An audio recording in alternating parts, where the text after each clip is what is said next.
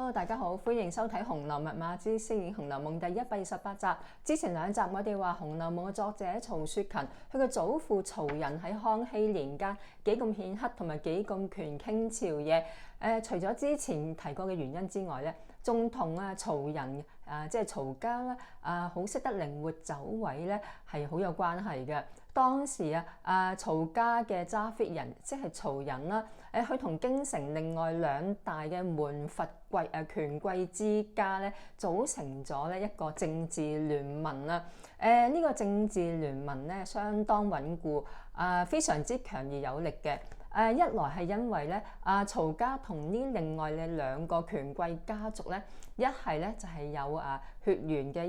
呢個親戚關係啦，一係咧就互相通婚多年係多年嘅親家，就好似小説《紅樓夢》入邊嘅金陵4大家族咁啊。佢哋一榮俱榮，一損俱損啊！榮即係掂啦，損即係唔掂啦。即係話呢幾個家族一個掂，其他嘅咧連帶都好掂；一個衰咧，亦就會拖累其他嘅幾個家族咁嘅意思啊。而咧另外一個更重要嘅咧就係曹家同埋呢另外嘅2個權貴家族咧嘅出身咧都係一樣嘅，都係康熙年間嘅包衣奴才出身嘅漢人嘅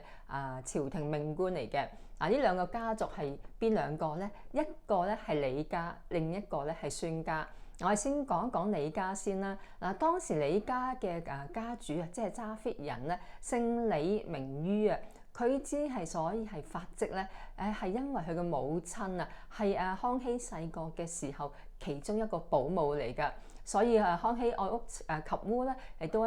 大力提攜呢個李於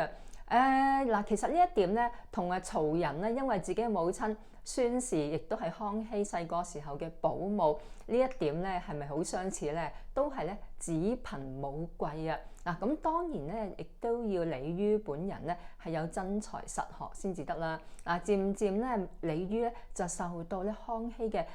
重用啊！佢嘅呢個李家同埋曹家係點樣結緣嘅咧？原來曹仁嘅夫人咧就係呢個李於嘅堂妹大家係親家嚟嘅。加上咧呢2個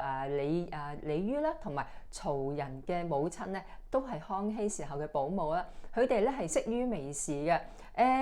咁喺大家嘅出身啦、發跡啦、等等原因咧，都係情況一樣嘅情況之下，而且大家亦都係親家嘅瓜葛之下咧，呢2個家族咧關係咧十分密切啦。佢哋喺朝廷上邊咧互惠互助聯盟咧係初步形成嘅。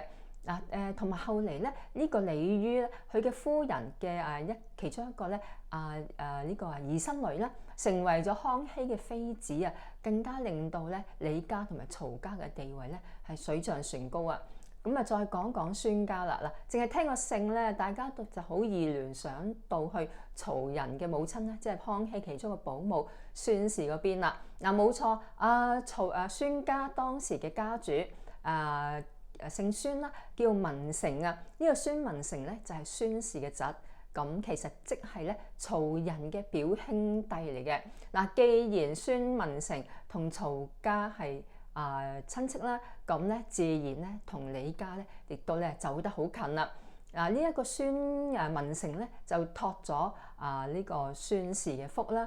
亦都咧進入咗康熙嘅視線範圍雖然呢個孫文成咧辦事能力就一般啦，但係咧由於受到呢個裙帶關係嘅帶動啦，咁咧亦都咧漸漸咧受到咧喜歡重用漢人包衣嘅康熙所重用嘅，所以咧自古至今咧識人好過識字咧都係一條金科玉律嚟嘅。好啦，透過咧呢幾重嘅關係咧，我哋可以摸出一條嘅脈絡就係呢3大權貴家族咧，佢哋由血緣啦、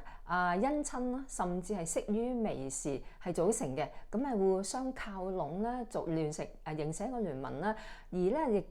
亦都喺康熙朝咧受到咧康熙呢一個咧出咗名中意用包衣奴才漢人出身嘅官員嘅康熙帝咧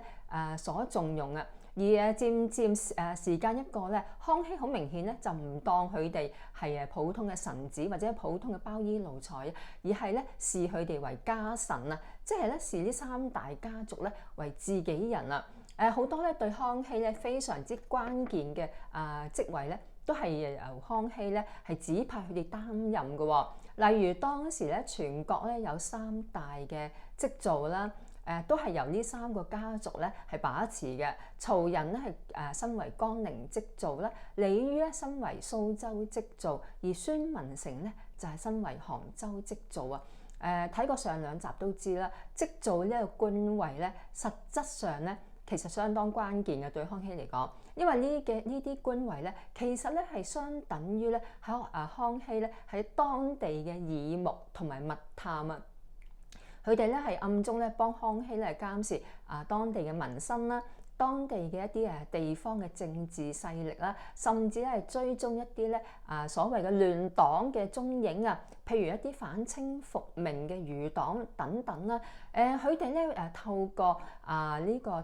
密接啊，即係秘密奏摺咧，係直接咧係點對點直接咧同康熙匯報嘅。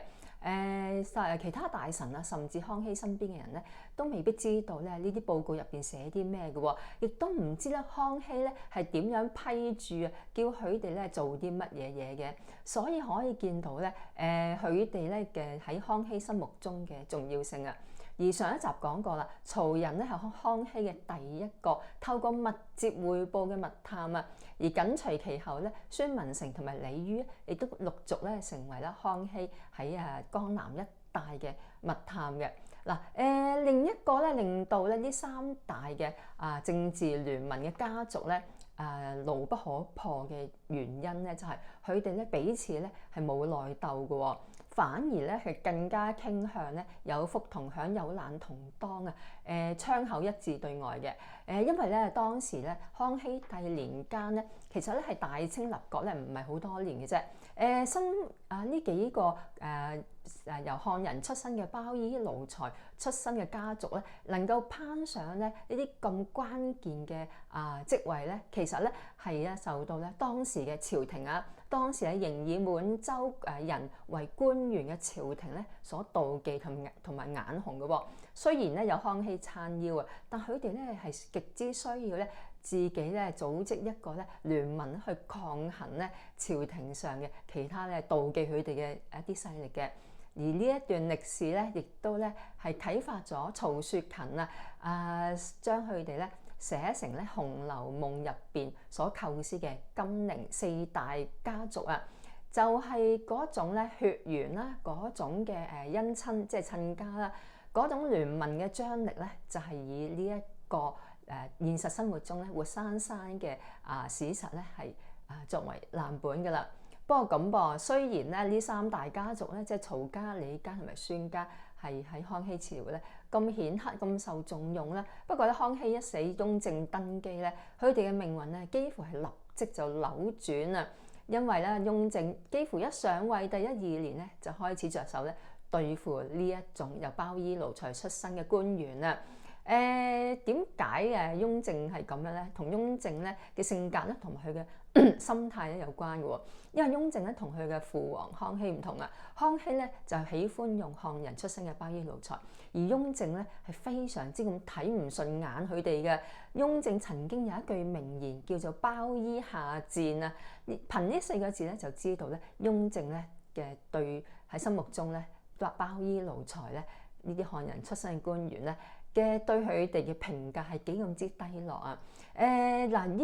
關於雍正咧係幾咁唔順超呢啲包衣奴才咧，其實我哋頻道之前咧有幾集咧係更加詳細講過噶啦。有興趣嘅話咧，可以咧睇翻啦。呢一集咧到呢一度為止啦。唔好熄機住嗱，俾多幾秒我啦。尤其是你對呢個頻道有興趣，但係咧就仲未訂閱嘅朋友，請你呢一刻咧用你嘅小指頭幫我按訂閱呢個掣。係啦，按咗啦嘛，好嘅，然後咧你就按埋側邊嘅鐘仔，因為按完訂閱按鐘仔咧，一來咧你俾鼓勵我哋啦，二來咧有新片上，你自動就會知噶啦。另外咧，最後喺你熄機之前咧，請你俾個 like 我，同埋將呢一段片分享俾你嘅朋友啦。多謝收睇，拜拜。